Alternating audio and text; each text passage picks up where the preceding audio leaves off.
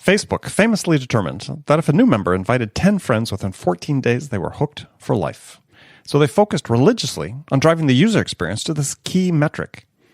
If you apply this product-based approach to B2B sales, then you can identify those users that are ready to talk.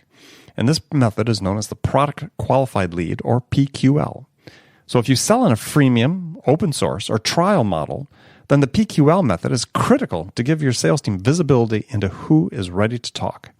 So talk to your data team, or better yet, partner with Whaler's team of data scientists to develop a PQL model tailored specifically for your business. You'll be empowered by knowing exactly when a user is ready to convert. To see specific examples, go to getwhaler.com/Andy. That's GETWHALR.com/Andy.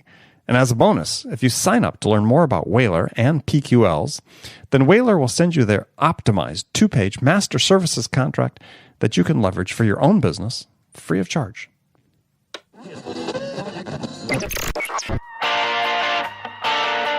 It's time to accelerate. Hi, this is Andy. Welcome to another edition of Frontline Friday with my regular and very special guest, Bridget Gleason.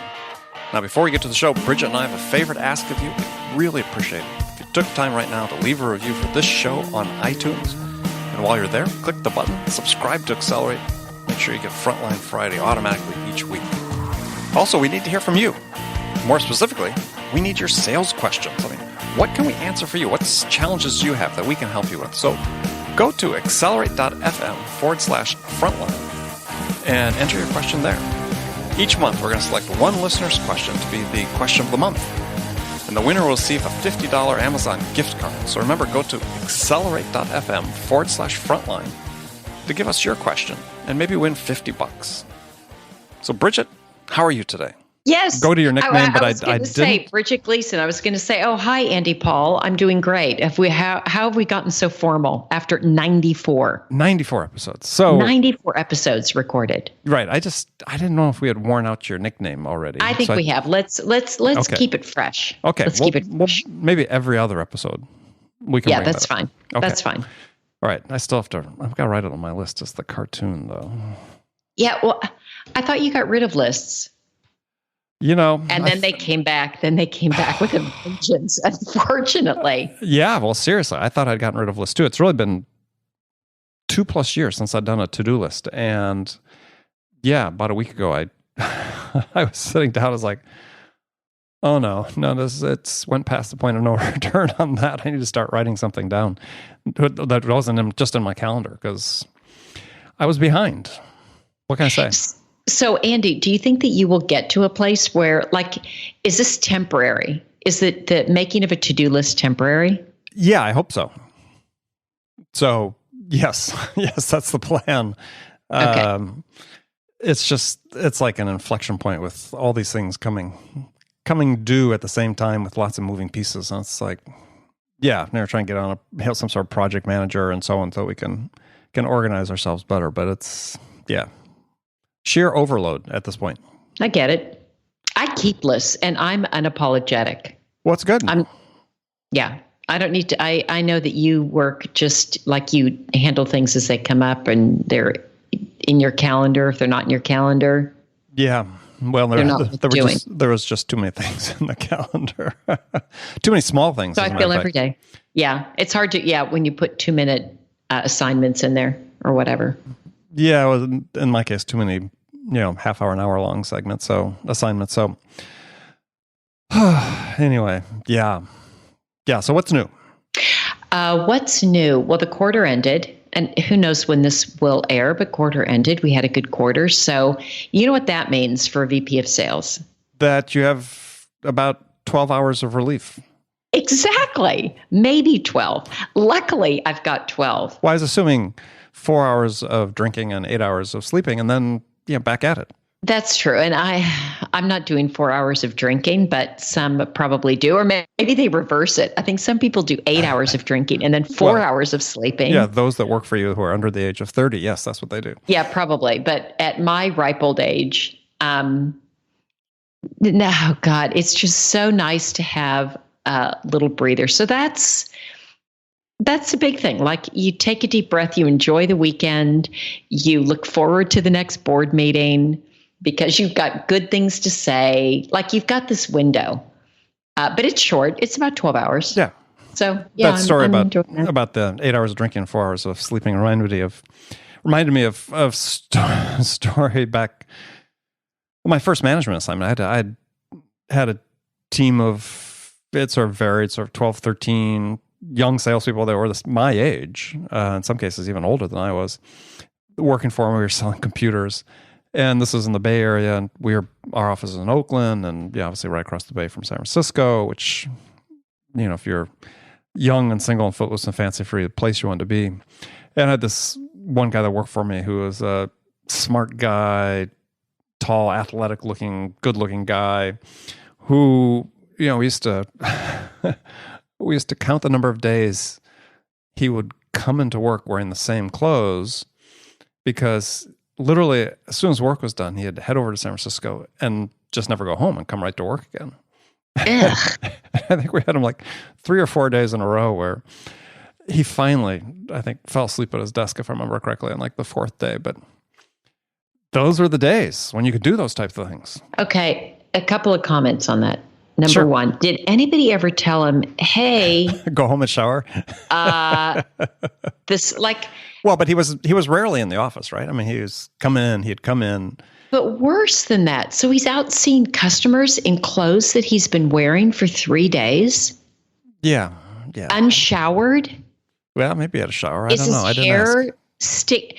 Okay, that is an unattractive visual that I have right now. Oh yeah, I don't know wasn't great. You know what? I don't know who you were selling for, but you must have had a very, very strong product that he was able to continue. Okay, because that is not like there's no dress for success in that. No, I think he eventually burnt himself out. And well, of course, yeah. Really? Okay. Yeah. His tenure on the job was a little short. So surprise there. Okay, so that would we had lots of good characters though at that job. I mean, I had somebody who was arrested for passing bad checks. That was always fun to get a call from a police department that wasn't in our city, that wasn't in Oakland. It was several hundred miles away, asking me if I knew this gentleman that worked for me. And I said, yeah, why are you calling? Well, we've got a warrant for his arrest for passing bad checks. And that doesn't happen anymore because nobody's writing checks. Nobody's writing checks. I mean, you're totally dating yourself. I am dating myself. Because he like had hacked into somebody's Venmo account. That's what would happen. That would be today. Yeah, I guess. Somewhat equivalent to that, yeah. No, I'm kidding. Okay, so you had that as a character, okay. Yeah, that was another one. I had another guy that he used to do this with a colleague of mine, a woman who was sales manager in the office as well.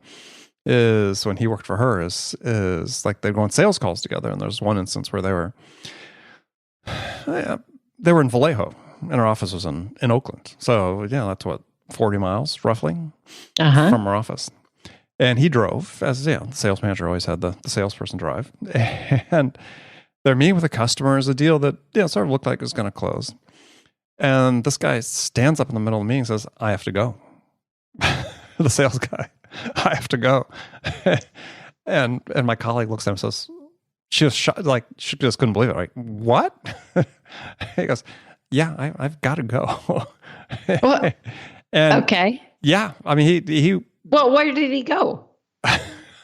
We had no idea. Idea. And the mystery was never solved. No. This was another person then who I hadn't hired him. He had been hired by my predecessor, and during my predecessor, I hadn't really done a thorough background check. Apparently not. And the guy had forged his transcript basically from college, and it wasn't until more incidents like this leaving in the middle of the meeting sort of occurred once he started. My colleague left, and so I had the whole group working for me, and I started saying, okay, this guy, something's wrong with this guy, and started digging and went into his personnel file with my boss and Yeah, just a fake transcript. We actually called the school and got the real transcript, and yeah, it was incomplete at best. So yeah, I'd never seen somebody that talked their way into a job. That sounds like quite the sales team. You were definitely. Oh yeah. I'm not quite sure who was hiring, but well, yeah, I inherited all these people, which was sort of the interesting thing. Is and it was we had a new boss that came in that was sort of taking a personal hand in hiring, and yeah, we had some interesting stories. Let's say, I mean, it's sort of things. Back in those days, these companies were hiring hundreds, if not thousands, just like IBM was. Hundreds, if not thousands, of new grads, somewhat indiscriminately trying to say, "Yeah, we'll put them all into our sales training program," and after 6 months, we'll see who washes out and who sticks, and those that stick, we'll go forward with. And as a result, we had some very interesting individuals that worked with us. Yeah, I was in one of those programs when I worked for Xerox. So we definitely hired a lot of people, and people kind of washed through like that. We didn't have. I'm sure there were stories of people that had forged transcripts and things like that, but not nearly as colorful as the ones that you're describing.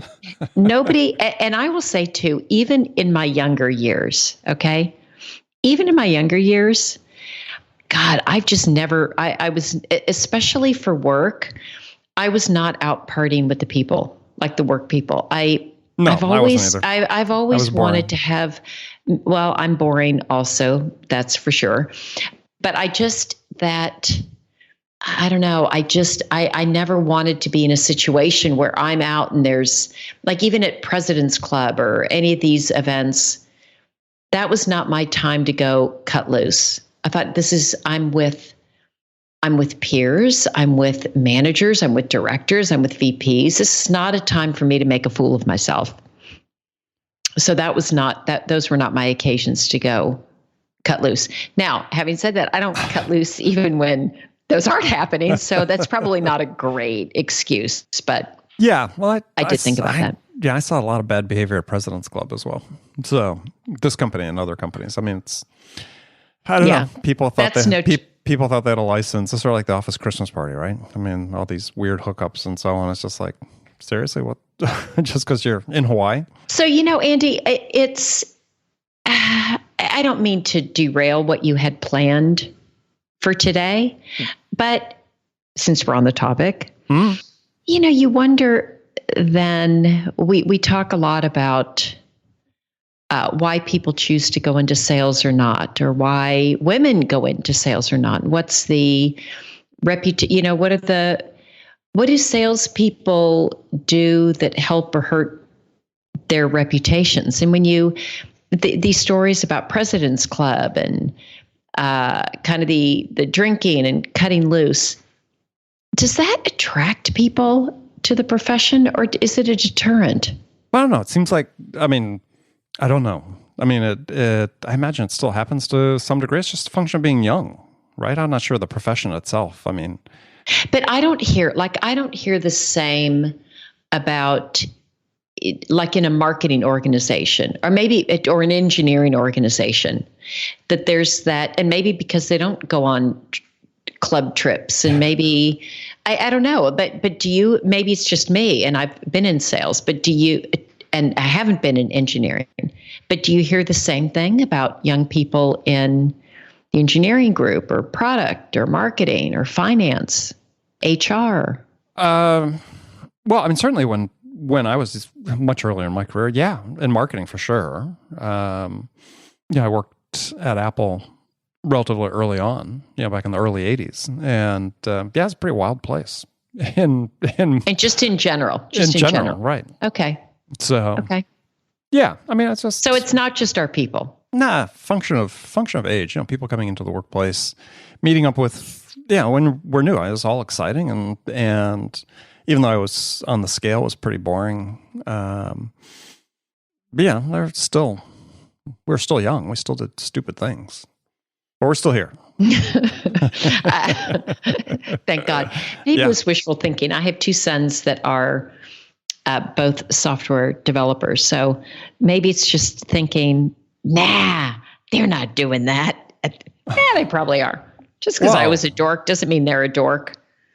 That they're dorks. Well, I mean, there's all this talk, at least in tech and in the Valley, of this bad boy behavior that's at least at the senior levels is that's true, running riot. So you got to think there's some influence that filters its way down.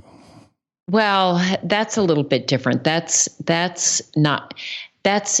boy / harassment. Yeah. Which is a different thing than everybody's going out and partying. I think the harassment is a very separate. Yeah, but I'm willing to bet that in addition to the harassment, some of those other pieces of the puzzle are there as well. That's I would imagine that's the case. Yeah. So. Yeah. All right. How do we get to that? Yeah, it was sort of a sobering week. Yeah, last week with several. Senior investors and so on being, outed and forced to resign because, abominable behavior towards women. We've talked about that on our sales team, and my sales team now is primarily comprised of young men, and there was a comment made, and it wasn't a negative comment, but there was a comment made about,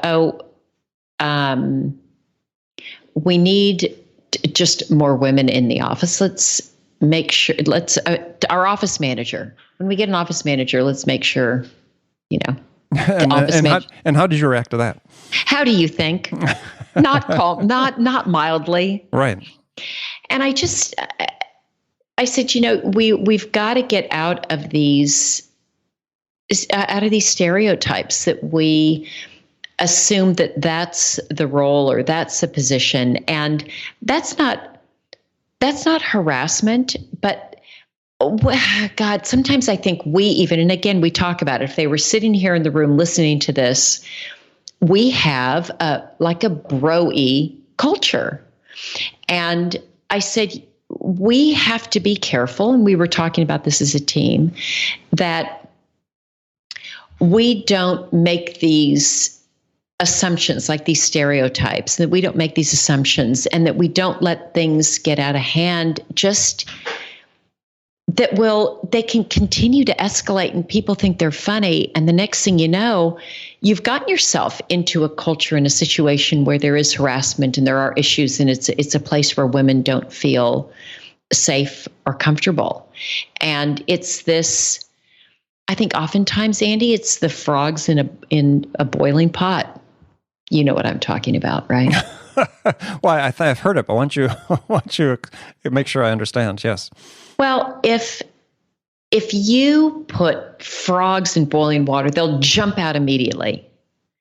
But if it's in warm, tepid water and you just turn up the heat, they'll boil to death. And so it's often that analogy is used to when behaviors start and seem more benign, but then it just keeps getting dialed up, and especially kind of a group and crowd mentality, that it can get to a place where it's boiling hot water. So I just said we just have to be careful that we don't let's pay attention to these stereotypes that we have and also really work against them, because we don't want to be that place. And so it was funny today, one of our customer success managers brought in for lunch. He had made this beautiful chocolate silk pie and brought it in. And the sales reps on my team were saying, Bridget, look, see, we're not all about the stereotypes. Because I had made a comment, what? Next thing you know, you're going to be wanting me to come in and bake stuff for you guys. And I'm not baking. And so it was interesting that the following week, there was a young man from the customer success team that had baked and brought it in. And I guess I appreciate, Andy, that we're having these really honest conversations and about, and even the harassment. we had a new rep, and there was a dinner, and our CEO was in town. And two of the other reps were giving him a hard time. I'm so used to it, which is not a good statement on myself. And the CEO said to me after, he said, is everything okay? Like, I don't think, I'll protect the names. I won't use his names to protect the innocent. Charles, do you think Charles is okay? They were kind of kidding him a lot. And I said, no, he's fine. But then the next day I asked, I said, how was that? That was that too much? And he said, yeah, it actually, it really made me mad. And at the same time, though, the two that were kind of kidding around, they were thinking about it also. And we all talked about it, the four of us, so that the two that were a little bit like, let's call it bro-y, but went too far. And we all talked about it, all four of us. And I think I want us to guard against it. And none of them, they didn't realize they had gotten out of hand. But again, I think if these things aren't called out, then, and we're not self-aware, and we're not constantly on guard, I think that's how you end up having boiled frogs. Yeah. Yeah. And I just laugh at the boiled frogs, but you're absolutely right, because one of the things that was most shocking about, and yeah, not that I'm naive about these things at all, but is that in this day and age is how people knew about this bad behavior and let it persist for so long. Partners, managing partners in these firms, colleagues, they knew what was going on. Right. And I think it speaks to that point that what happens is, if you don't address them, we normalize the behaviors. Exactly. And that is the problem, right? So, in the case of these guys harassing these women, it was becoming normalized, even though, people that even if they didn't know the specifics, they knew something was going on, didn't call them on it, didn't force the issue. Because why? Because they thought this person, added some value that outweighed the value of this other person's, dignity and so on. And that's always the wrong choice to make. Well, and I think that's really true. And I appreciated that our CEO made a comment, and it wasn't it was a question. It was a curiosity, and that he was aware enough that he was observing this interaction and called it out and just said, did that seem okay? And for me too, that this had become normalized to me. It's like, oh my God, these guys kid around all the time. And I'm not in the same area that they are, but still normalized enough that I didn't pay attention. And God, I'm also appreciative that we do have a culture that, this is a great thing about an Israeli culture that has been a big plus for logs.io, is we bring stuff up, we talk about stuff. Super transparent, and just, you got to speak up, and we encourage it and we allow it. And I think hopefully that will help to safeguard against normalizing something that, again, it seems innocuous at first, and it can just escalate, and then you get some issues like we've read about recently. Yeah, and it's we are people after all. So, and you'd like to think that with all the focus that's been on this, especially in an industry that, on the surface at least, is so progressive, as the tech business, you tend to forget, I said, we are dealing with people, and people aren't as self-aware, and people aren't above taking advantage of other people. And as managers, you just have to be very sensitive to it, as you are, to say, we need to nip this in the bud and talk about it before it becomes a really big thing. Right. And what we talked about also is we don't want to be that company. And like, even the two that were, let's call it harassing, I can't wait for them to listen to this. That's not who they want to be either. Yeah. And that's not the culture that we want. And even for them, it had become sort of normalized between them. And we talk about that when we're looking to interview new people. And I said, listen, guys, we have to be careful also that we're not cliquey, that you let other people in, that you can also accommodate different styles of people. We need to welcome diversity, and we need to pay attention to different people's work styles and sensitivities, that this is going to be important for us as we grow as a company. We need the diversity. And so everybody's not going to take to that, even though you guys have all figured it out and everybody's happy. But it's just something we've got to keep talking about. Yeah, and I think you have the dynamic going on of a newer organization. People sort of first people in sort of set the tone. And you'll go through, and you've witnessed this at other places, is, various stages as other personalities come to the fore. But yeah, it's part of it's about making people feel comfortable that they can make their own voice heard. Right. And giving people a voice. Yeah, super important. So, yeah, I mean, because, everybody, you're going to get contributions from a lot of different places. And one of the essential skills, we've talked about this, excuse me, going forward, certainly in the, the information age and the age of the customer, however we want to structure it, is, relationships, teamwork, collaboration. I mean, these are, if you can't master these skills, there's not going to be any room for you in sales. Absolutely. And I love that those skills are becoming more and more important. I just think as humans. Yeah. Yeah. Well, I mean, it's, and I think we touched on this a little bit in the last episode before, is that one of the trends as we see as we welcome, quote unquote, welcome more technology into our lives, into our work lives, is we need to be able to adapt that technology to help us achieve what we need to achieve. But there's certain things that it's not set up to do. And, building relationships and connecting and collaborating in a human way, that's, at least for the foreseeable future, that's still the province of humans. And so, we need to master those skills. And, our success at mastering those skills starts in part with how we treat other people. Right. Not just our customers, but the people we work with and even people outside of work. I was reading something last night that some research is being done that's establishing a correlation between how people treat people outside of work with the way they treat people at work.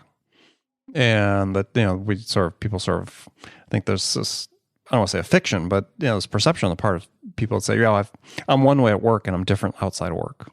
Huh. And I hear it all the time, right? I mean, I know, I do too, and I've never bought it. Yeah, I'd never really bought it either. But, people think, I go into work, I'm on, I'm in sales, I'm on stage when I'm with customers. So, I'm a different persona. And this research is basically saying, based on what we can tell, no, there's continuity, consistency. It's just the way we're wired as humans. We have to be consistent this way. And so you're just fooling yourself. You think I can be nice at home and be a jerk at work. I don't buy it. Yeah, no, I agree with you. And as this research found, it doesn't work that way. So you have to sort of think, as if people are behaving badly at work, they're probably a bad actor in other places in their life as well. Yeah, that's definitely been my experience. Yeah. Well, on a future show, we're going to talk about. We'll cover that. Yes. Worst bosses, worst colleagues. Stories about things to avoid, or situations to avoid, or things we've experienced that you can learn from. So we've sort of run into the end of the show. Andy, Paul, thank you. Oh, both names. I know you, because you used both my names to start. So I decided it's good to be more formal now. We've moved to a sense of formality. Ms. Gleason for you. Ms. Gleason. It was Captain Fantastic. Well, I've got two first names. Either one works. I know. Paul Andy. Gleason. Bridget. I've heard Gleason as a first name on occasion. Really? Yeah, I think, I'm trying to remember somebody, but it's not very frequent, no. And Bridget as a last name. I don't think I've ever heard that. No, see, mine's pretty well defined. All right. Well, it's been good. So, as always, thanks for joining me. As always. And friends, thank you for joining us today. We were a little unstructured, but hopefully enjoyed it as well. And make sure you come back and join us again next Friday. Until then, this is Andy Paul. And Bridget Gleason. See how formal we are. We'll talk to you then. All right. Take care.